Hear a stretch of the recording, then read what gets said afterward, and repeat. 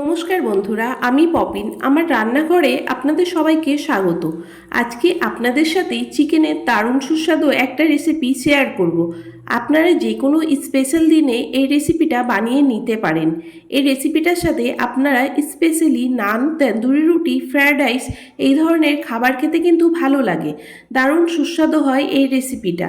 আসুন দেখে নেওয়া যাক আজকের চিকেনের এই রেসিপিটা।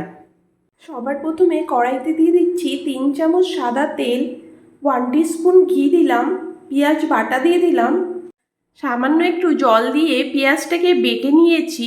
দুটো পেঁয়াজ বাটা আছে। গ্যাসের ফ্লেমটাকে লো টু মিডিয়ামে রেখে পেঁয়াজটাকে ফ্রাই করে নিচ্ছি।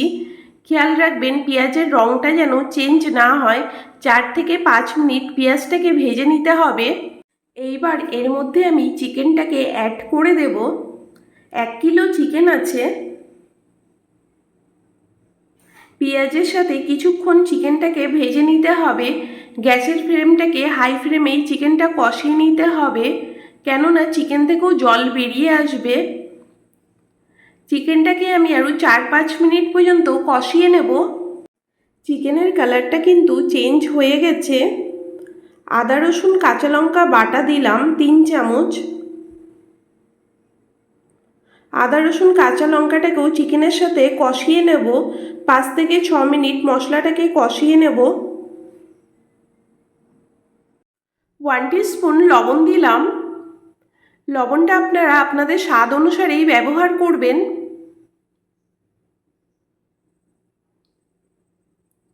এইবারে আমি কিছু শুকনো মশলা অ্যাড করে নেব।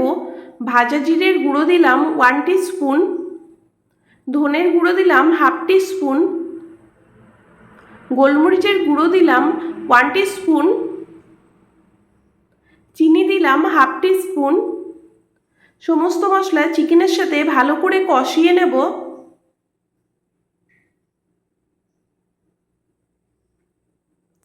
চিলি ফ্লেক্স দিলাম 2 টিস্পুন। সমস্ত মশলা ভালো করে চিকেনের সাথে কষিয়ে নিচ্ছি আর 3 থেকে 4 মিনিট চিকেনের সাথে মশলাটা কষিয়ে নেব। চিকেনটা খুব ভালো করে কষে গেছে, চিকেনের থেকে তেল ছেড়ে দিয়েছে। এখন আমি 1/2 কাপ টক দই খুব ভালো করে ফাটিয়ে চিকেনের মধ্যে অ্যাড করে দিচ্ছি।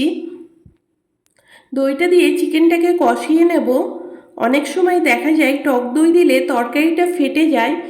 গ্যাসের ফ্লেমটাকে লোতে করে দইটা অ্যাড করে নেবেন, না হলে গ্যাসের ফ্লেমটাকে বন্ধ করে নাড়াচাড়া করে তারপরে অন করে নেবেন। 5 মিনিট একদম লো ফ্লেমে রেখে দেবেন। 5 মিনিট পরে দেখবেন চিকেনটা কিন্তু খুব ভালো করে কষে গেছে। দইটা যে দিয়েছিলাম দইটা সম্পূর্ণ শুকিয়ে গেছে, মাংসর থেকে তেলটাও আলাদা হয়ে গেছে। এখন আমি দিয়ে দিলাম ফ্রেশ ক্রিম। মাংসটা যত ভালো করে কষাবেন টেস্ট অত বেশি ভালো হয়।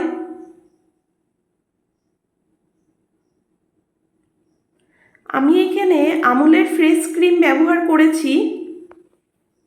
চিকেনটা যত ভালো করে কষাবেন টেস্ট তত বেশি ভালো হয়।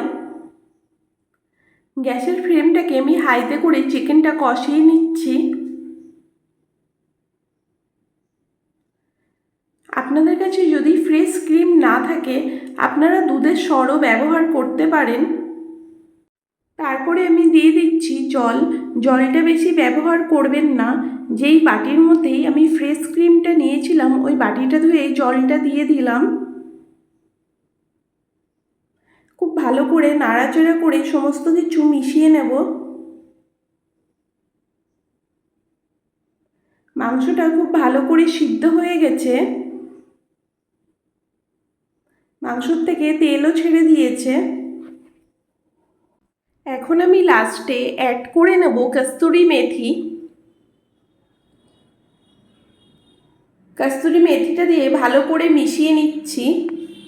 একটা প্যান নিয়েছি, প্যানের মধ্যে 1 টিস্পুন রিফাইন অয়েল দিলাম। 1 টিস্পুন গোটা জিরে দিলাম। জিরেটাকে ভেজে নেব। জিরেটার থেকে যখন সুগন্ধ বেরোতে শুরু করবে তখন আমি অ্যাড করে দেব একটা ক্যাপসিকাম, একটা বড় সাইজের টমেটো কুচি, চেরা কাঁচা লঙ্কা, আদা কুচি। আদাটাকে আমি লম্বা করে কেটে নিয়েছি। ক্যাপসিকাম আর টমেটোর বীজগুলো ফেলে নিয়েছি। ক্যাপসিকাম আর টমেটোটা ফ্রাই করে নেব 2 মিনিট পর্যন্ত। ক্যাপসিকাম আর টমেটো বেশি নরম হয়ে গেলে কিন্তু ভালো লাগে না। এইবারে আমি চিকেনের মধ্যে সমস্ত উপকরণগুলো অ্যাড করে নিচ্ছি। চিকেনের সাথে নাড়াচাড়া করে 5 মিনিট ফুটিয়ে নেব। 5 মিনিট পরে আমি গ্যাসের ফ্লেমটাকে অফ করে নিচ্ছি। তৈরি হয়ে গেল দারুণ সুস্বাদু চিকেনের এই রেসিপিটা। চিকেনের এই রেসিপিটা দেখতে যতটা কালারফুল, খেতেও কিন্তু দারুণ সুস্বাদু হয়। এই রান্নাটা কিন্তু ভীষণই সহজ, আপনারাও এই রকমভাবে বাড়িতে ট্রাই করে দেখতে পারেন। আমার চ্যানেলে নতুন কোনো বন্ধু থাকলে আমার চ্যানেলটাকে সাবস্ক্রাইব করে নেওয়ার অনুরোধ রইল। পুরনো বন্ধুদেরকে পাশে থাকার জন্য ধন্যবাদ। বেল আইকনটা প্রেস করে নেবেন, কারণ আমি যখনই কোনো নতুন রেসিপি দেব খুব তাড়াতাড়ি আপনাদের কাছে পৌঁছেই যাবে। আজকে এই পর্যন্ত, আবার হাজির হয়ে যাব নতুন কোনো রেসিপি নিয়ে। ভালো থাকবেন, সুস্থ থাকবেন, ধন্যবাদ।